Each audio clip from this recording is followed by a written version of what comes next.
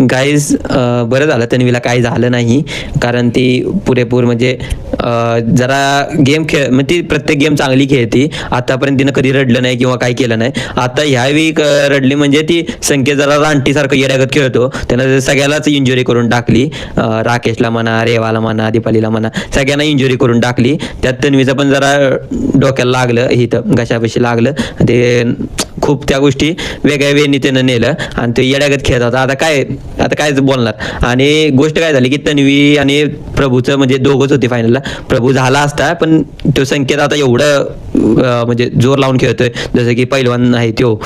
मग खेळतोय, आता काय करणार. ठीक आहे, जाऊ दे. आणि तन्वीनं मस्त गेंडा स्वामीबद्दल भारी बोलले. गेंडा स्वामी ही हार्पिक सारखी वर्क करते.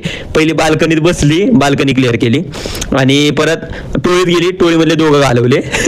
आता गेंडा स्वामी बाहेरून काय आता तन्वीची किती काढते काय माहिती. आता ती जाणार आहे उद्या, झालं एक दिवसाची मेहमान आहे. गेंडा स्वामी डायरेक्ट पाण्यात जाणार आहे. आता त्याला पाण्यात पोहू दे गेंडा स्वामीला. आणि दुसरी गोष्ट, विशाल म्हणत होता की मला टोळीमध्ये कोण नको. आधी म्हटलं मी एकटा बाद झालो, मी हूल सबा शेर सब हे बाकी हरामखोर. मग आता स्वतः घेतोय आणि प्रभूला द्यायची नव्हती म्हणून प्रभू तन्वी विरोधात होते ना, म्हणून सपोर्ट कोणाला केला, त्या संकेतला केला. नवीन पाहुणा आला आणि त्याला कॅप्टनच्या हातात दिली.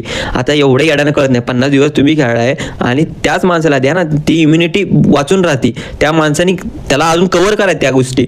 मग संकेतला हेल्प करून संकेत कॅप्टन झाला आणि या गोष्टी लय अवघड करून टाकलं त्याच्या हातात कॅप्टन्सी देऊन. आणि तन्वीनं आणि प्रभूने खूप चांगला गेम खेळला आणि खूप भारी गेम खेळला दोघांनी मिळून, जरी संकेत त्यांच्या विरोधात असला तरी.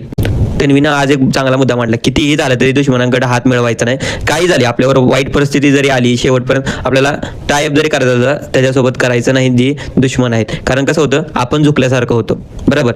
कारण कॉम्पिटिशनमध्ये आहे कोण काय, आणि ही मागणं बसून काढतात एकमेकाची. आणि प्राजक्ता, विशाल हे एकत्र मिळून आता अनुश्री विनुश्री नागिनी एकत्र झाले आणि त्यांना वाटतं की परत त्यांचा गेम स्टार्ट म्हणजे परत वन सेकंड स्टार्ट होईल. नाही, आता हळूहळू आता उद्या तर एविक्शन आहे, खूप गोष्टी बदलला, परत डायनामिक्स क्रिएट होणार.